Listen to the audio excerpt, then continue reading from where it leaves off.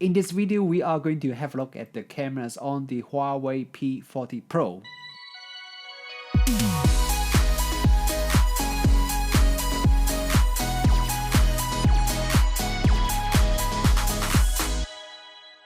Kia ora, good morning everyone, Rich Wong here, welcome back to the channel.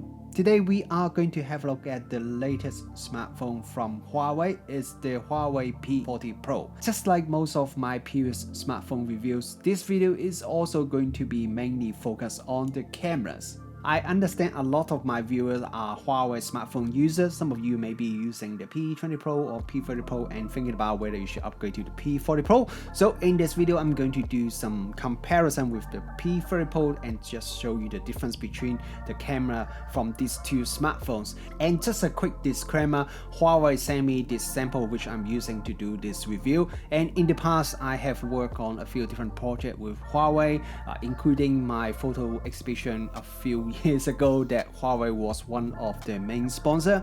But if you have watched any of my previous Huawei review or any other review, you know that I always try to make my review as fair and as neutral as possible. So you definitely hear me talk about the pros and cons of each product, including this Huawei P40 Pro. Like all the recent Huawei flagship smartphone, the P40 Pro also has a Leica camera setup. This time Huawei calls it Ultra Vision Quad Leica camera. And basically it includes an ultra wide angle camera, a normal wide angle camera, a telephoto camera, and also a time of flight depth sensing camera. And let's start the review by talking about the main wide angle camera first. The main camera on the P40 Pro is a 50 megapixel 1/1.28 inch RYYB sensor with a f1.9 aperture lens, and it also has optical image stabilization. The biggest thing about this camera is its large sensor size. Its 1/1.28 inch sensor is huge. It's almost a 1-inch sensor and is bigger than any of the other flagship camera in the market right now. Even the latest Samsung Galaxy S20 Ultra, which has a 100 megapixel sensor, that sensor is still smaller than the sensor on the P40 Pro. And what that means is that the P40 Pro should have very good low light performance. And that is the first thing I test when I pick up the P40 Pro. So I took some sample photo in this room at night with all the lights turned off, and the only light source when I do the test photo is the LCD screen on my laptop, and that's the only thing that is lighting up the room. So it's a very dark room. Just to give you some idea how dark it is, this is a photo that I'll show you how dark it is when I just look at the room with my eyes. So you can see that it is a pretty dark room. And first, let me show you a photo that I shot with the P40 Pro, and this is just using the normal photo mode by just clicking the shutter button. And I would say the result was very nice. When I saw the photo, I was really surprised by how nice the image quality is. To give you some idea, here is another photo that I shot at pretty much the same time using a full frame Sony a7 III professional camera, and both of these photos were just shot with me just hand holding the camera. And if you look at them side by side, I would say the picture from the P40 Pro, it actually looks better than the result from the full frame Sony mirrorless camera. The photo from the P40 is cleaner, it has more details, and also has better contrast as well. And here is another photo, this time I captured using the P30 Pro. I think the result was quite nice considering how dark this room was, and this photo was again just using the normal photo mode, and I was just hand holding the P30 Pro. But if you put it side by side with the photo I captured using the P40 Pro, the photo captured using the P40 Pro is noticeably better in terms of image quality compared to the P30 Pro. And if you want to capture more light and make the photo even brighter, you can just switch to the Pro mode, and you can go all the way up to ISO 409,000. And this is the photo I shot using that ridiculously high ISO setting. Or you can also try switch to the night mode, which the phone will then try to do a very slow shutter speed, a very long exposure to capture a lot more light. And the best thing is even the shutter speed would drop to very slow when you're shooting in the night mode. but you can still just hand hold the smartphone. As long as you don't shake your hand too much, the camera can still output a very nice and sharp image. And if you look at the result I got from night mode, the image quality is even better than the previous result I got. It is cleaner and also has better dynamic range. If you want to capture some photos under low light condition, especially if the scene is pretty much a static scene, definitely try out the night mode. And you can also experiment with the different exposure time setting, because the phone will choose you the time setting that it thinks is the best, but you can try to play around with it, try to increase or decrease the exposure time and see what gives you the best result. By default, the main camera would output 12 megapixel resolution photos, but if you want, you can switch to the Pro mode and you can enable the 50 megapixel output. To be honest, unless you are print out the photo to a very large size, otherwise the difference between the two output resolution is not really that noticeable. So for most of the everyday photo, I was just shooting at the 12 megapixel output. If you enable the RAW output when shooting with the main camera, one thing you need to know is that the RAW output is always 50 megapixel, no matter you enable the 50 megapixel for JPEG or not. That 50 megapixel setting is only affecting the JPEG but not the RAW file.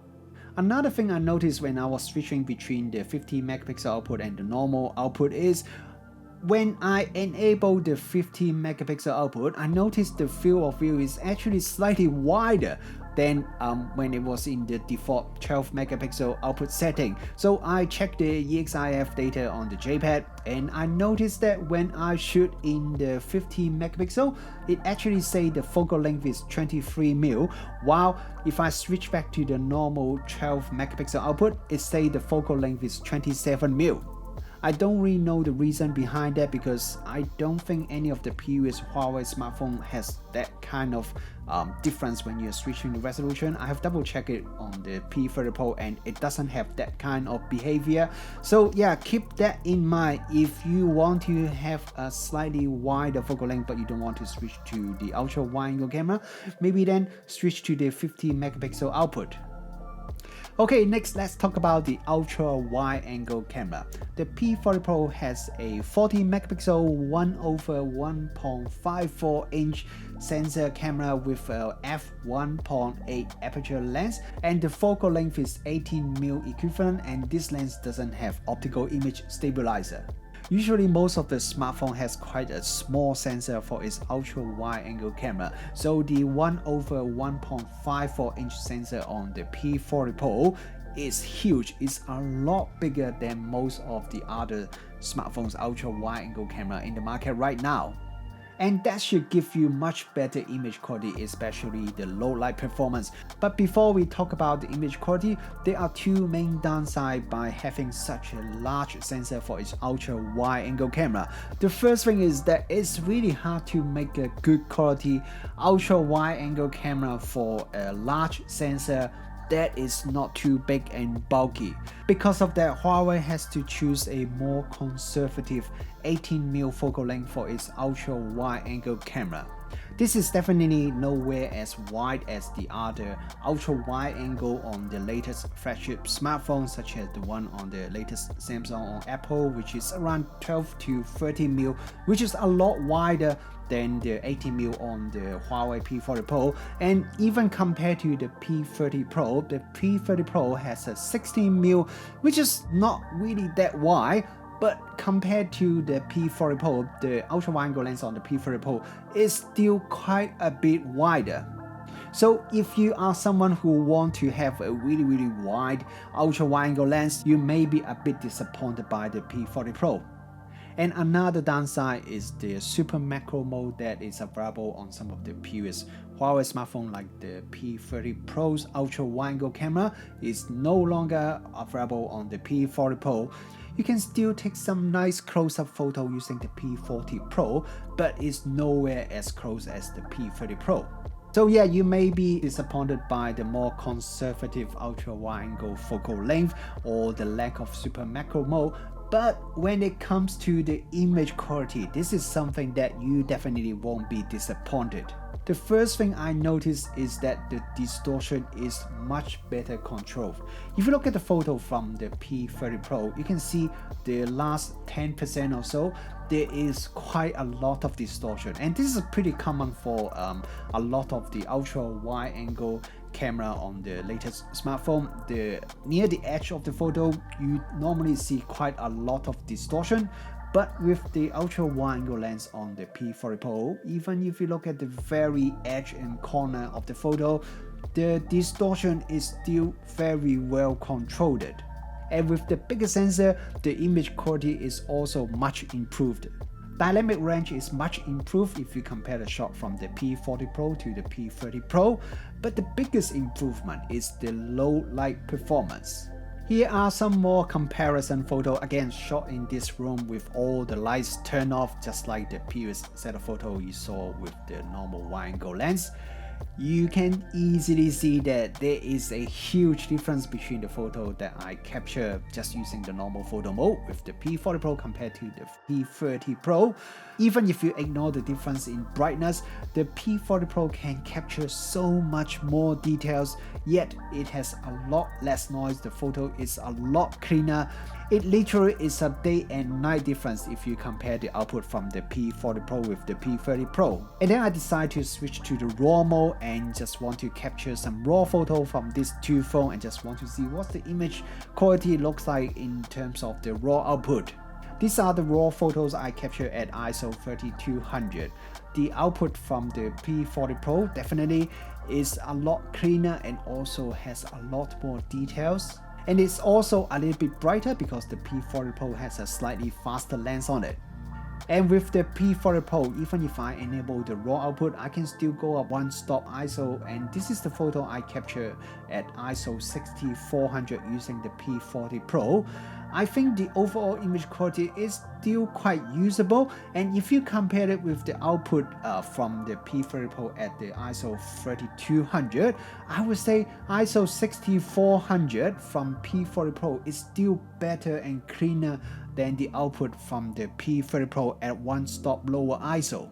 One thing it took me a little while to figure out is that even though the ultra wide angle camera is a 40 megapixel camera, but unlike the normal wide angle camera, you are limited to get the maximum output is only 10 megapixel because the sensor is using a quad Bayer output. So the camera would automatically merge 4 pixels into 1 pixel. You can only get 10 megapixel output from the ultra wide angle camera.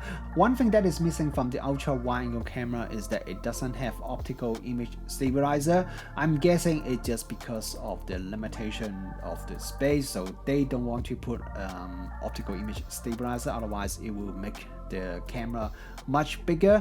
But anyway, I'm going to talk a little bit more about the image stabilization later on in this video.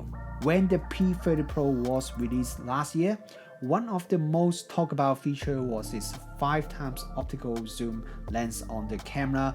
It was one of the first periscope design telephoto camera on the smartphone, and since then a lot of other camera manufacturers starting to trying to compete in the who has the biggest zoom that can do on a smartphone.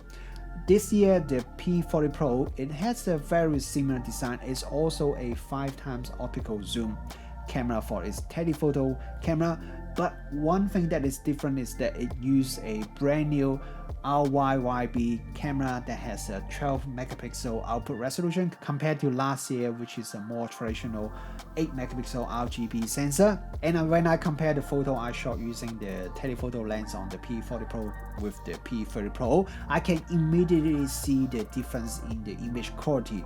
Look at these two comparison photos.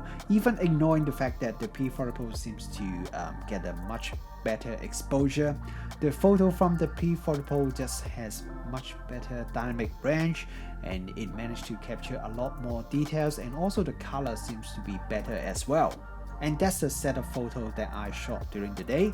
If we now look at some more sample photo that shot under more low light condition, the difference between the image quality is even bigger. With the P40 Pro, you can capture photo at 5x optical zoom, or up to 10x using the hybrid zoom, or even up to 50x using digital zoom. In terms of image quality, I think the photo capture at the 5x optical zoom is excellent. At 10x hybrid zoom is still pretty good, but anything about 20x zoom, the image quality would drop a lot. So if you want to have good image quality, I would recommend shooting at 10x zoom or lower. The telephoto camera also has the optical image stabilizer, which is pretty important for a camera that has a longer focal length, and the optical image stabilizer also seems to work quite well. And before we go on and talk about the front camera, I want to talk about the JPEG processing of the P40 Pro. If you have watched some of my previous Huawei smartphone review, you may remember I mentioned that quite often the JPEG output from the Huawei smartphone, it may look a little bit too much over processed, like it's too over sharpened, and the photo doesn't look that natural, especially when you zoom in and look at it at 100% zoom level. This has improved quite a bit with the P30 Pro, and now with the P40 Pro, I think the JPEG output definitely looks better and looks a lot more natural. Compare these two side-by-side photo with the P30 Pro and P40 Pro, you definitely can see that the P30 Pro still look a little bit over processed, while the P40 Pro looks a lot more natural. Okay, now let's talk about the front camera. P40 Pro has a dual front camera setup that has a resolution of 32 megapixels, and this is the first time that Huawei has put autofocus in its front-facing camera. For some reason, Huawei always just use a fixed focus camera for its front camera. Finally, Huawei put autofocus in its front-facing camera, and the image quality from the front-facing camera is actually very good. When I used it to take some selfie, I noticed the camera managed to capture tons of details, probably more details than I want to see in my selfie. But yeah, if you don't want to capture too much imperfection in the selfie photo, you can always turn on the beauty mode to soften up the photo a little bit. But if you want to have the accurate photo, you can turn off the beauty mode, and now you have very sharp photo output from the 32 megapixel front cameras. And because of its dual front camera setup, if you turn on the bokeh effect, the camera does a pretty good job in separating the person from the background. One thing I noticed when taking selfie using the P40 Pro is because Huawei, they didn't put the front camera near the center, instead they put it on the side because it has that cutout design. Now, if I just look at the center of the screen when I'm taking selfie, I think that's what most people would do. You will notice your eye looks a little bit weird in the photo that you took because your eye's not directly looking into the camera. So instead, if you want to have a more natural looking selfie with the P40 Pro, you do have to look at the camera instead of the center of the screen. So yeah, that's definitely something that you have to be careful if you want to capture some natural looking selfie using the P40 Pro. The P40 Pro can capture 4K video at up to 60 frames per second either using the front or rear cameras. The video quality is very good, very sharp, and also capture very nice color and contrast. When capturing very challenging scenes, I do see a bit of image artifacts, and that is largely due to the compression. For a smartphone, I think the overall image quality is very good. When you are shooting video using the ultra wide angle camera, which Huawei call it the cine camera, even at ISO 6400, the video quality is still pretty good. If you go up to ISO 12800, then you will start to see the image quality starting to drop quite a bit. The maximum ISO 25600 is probably just for emergency use only. The low light performance from the wide angle camera is also pretty good. Maximum ISO is 12800, and if you compare the video capture using the ultra wide angle camera and the wide angle camera, I think the ultra wide angle camera probably have like half a stop better performance than the wide angle camera. In comparison, the telephoto camera, because of its smaller sensor and also smaller aperture, its low light performance is nowhere as good. But anyway, as a smartphone camera, the low light performance from the wide angle and the ultra wide angle camera is pretty amazing. The P40 Pro can also capture slow motion video up to 7,680 frames per second. This is a pretty insane slow motion speed, because most of the other camera that I have reviewed, normally the slow motion speed, it can only capture up to around 240 frames per second. So what the P40 Pro can capture is like 32 times slower than what the normal camera can do. But one thing I want to clarify is that 7,680 frames per second speed is a combination of the actual fast frame rate and also a bit of post-processing. So it's not actually shooting at 7,680 frames per second, but no matter what, if you look at the output footage, the super slow motion video does look pretty impressive. Just one thing you have to remember is, for the best result, you should shoot the video under bright environment. This is not particularly for the P40 Pro, but in general, any super slow motion video, because of the very fast shutter speed for each frame, you will need a lot of light for the best result. Next thing I want to talk about is the image stabilization when you are shooting video. Now, if you are shooting with the wide angle camera or the telephoto camera, the image stabilization is a combination of using the optical image stabilizer for those camera and also the AIS, which is Huawei's more fancy name for the electronic image stabilization. But if you are shooting video using the ultra wide angle camera, because the ultra wide angle camera, as I mentioned before, it doesn't have the optical image stabilizer, so it will only use the AIS to do the image stabilization. So I was a bit disappointed when I heard it, because the ultra wide angle camera is what Huawei call the cine camera, which is supposed to be the best camera for capturing video, but it doesn't have the optical image stabilizer. So I was a bit worried like the image stabilization wouldn't be that good, but I was completely wrong, because when I start testing it, and I was really surprised by how stable the video footage is when I'm capturing video, even if I'm using the ultra wide angle camera. Look at this footage. I was just standing here, just holding the P40 Pro, nothing was supporting me. You see, the footage looks almost like the camera was just mounted on a tripod, or at least a monopod, because it is so steady. And then I tried to do a panning shot by just turning the body, and the output footage was also very nice. It's almost like I'm using a gimbal or a video tripod to do the panning, because it's very smooth. And then I try to do a bit of walking with the phone, just holding it two hands without any extra thing to help me. There's no gimbal or anything. And then I also start running a little bit. When I was running, actually the camera was shaking up and down, left and right, till sideways a little bit. But the result footage is still very stable. That is definitely very impressive. So after that, I do something a little bit more crazy. I'm just standing there, but I was holding the camera and then shaking it up and down, left and right, and just want to see what the output footage would look like. And if you look at it, the output footage is just pretty amazing. It almost looked like the camera was stable, because you only see very small amount of moving maybe at the corner of the footage, but the center looks almost like the camera was completely steady. So I'm definitely super impressed by P40 Pro's image stabilization feature.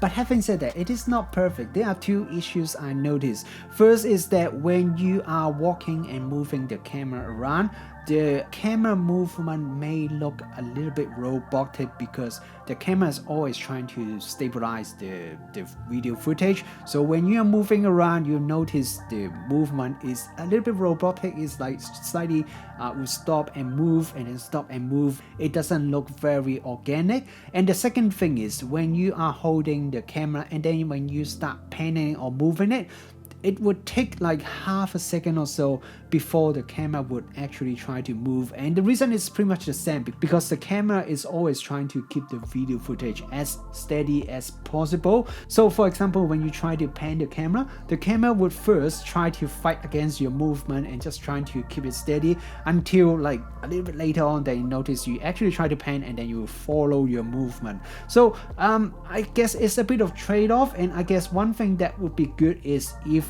it gives you some option to choose how strong the image stabilization setting is. So if you want it to be more organic, maybe like tune down the stabilization a little bit, or if you want it to be super steady, then you can crank up the setting. So yeah, if you have a setting like this in the camera app, then that would be fantastic. But anyway, overall, I'm very impressed by the video feature on the P40 Pro. Video recording was never really the strongest area for the Huawei smartphones cameras, but I think over the year, Huawei keep improving their video recording feature. And right now with the P40 Pro, I think the video recording become pretty impressive.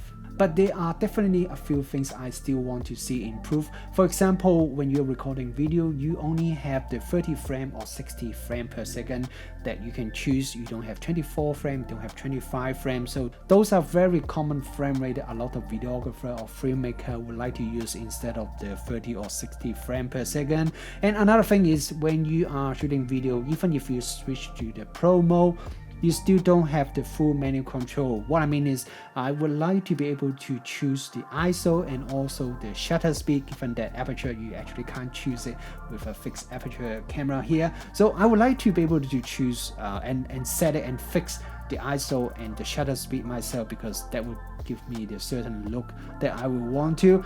These are like two things that should be quite easily achievable, and if Huawei want to market their smartphone to the more professional videographer market, I would highly suggest just implement this feature and probably some more features or setting like this that a lot of videographers would love to have. I have mentioned many times before and want to mention it again, I just really love the Huawei camera app. It has tons of features and the user interface is very nice. And this time with the P40 Pro, the camera app is still largely the same as before, but Huawei has also made quite a few adjustments to improve the user experience and also incorporate some of the new features. This time with the P40 Pro, there's the new golden snap feature. There are three main golden snap features. The first one is the best moments, where the camera will try to help you pick the best photo from a series of photos captured by the phone.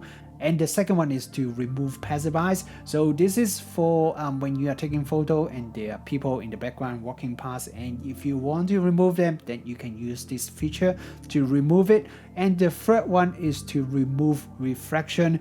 Now, for some reason, the first two features that I talk about is not available on this P40 that I'm using, even though I've already seen other people have been testing it and using it. So the only feature that I can try is the last one, which is to remove reflection. So what it does is that when you are taking photo, like for example, if you want to capture something that is behind a glass, normally you will have quite a bit of reflection. So if you use this feature, then it will help you to minimize the reflection that is in your photo. It does not completely remove the reflection, and the actual result really depends on the photo that you are taking. But I find quite often it can noticeably minimize the reflection in the photo. With the P40 Pro, Huawei has once again improved the quality of the picture that can be captured by a smartphone camera. Even when I compare to last year's already excellent P30 Pro, you can see all the three main rear camera on the P40 Pro is noticeably better than the one on the P30 Pro. I think the only downside is that the ultra wide angle is not that wide anymore, and also it loses the super macro capability. But if you look at the improvement in image quality, I would say most people would probably be quite happy with the trade-off. And when it comes to the video recording, once again, Huawei has also improved the quality of the video that can be captured by a smartphone. I'm most impressed by the image quality of video capture under very low light condition. But the overall video image quality and the super slow motion video, they are all very impressive. I do really want to see full menu control when capturing video, and also the different frame rate like 24 or 25 frame available when you are shooting video, as those are some very commonly used feature used by the more serious videographer. And it's also good to see Huawei is making overall improvement in a lot of different areas, for example the camera app or the JPEG processing. So it's good to see that they are trying to fine-tune and improve all the different areas, and that just make it overall a better shooting experience, and the output photo and video also looks more natural. Sorry, this is quite a long review, but I have actually skipped a lot of area that I didn't mention in this review. So if there's something that I didn't talk about in this review, or something you want to know a bit more, feel free to ask me. I read every single comment, and I also try to reply as many as possible. Thank you very much for watching this video, and I'll see you in my next video.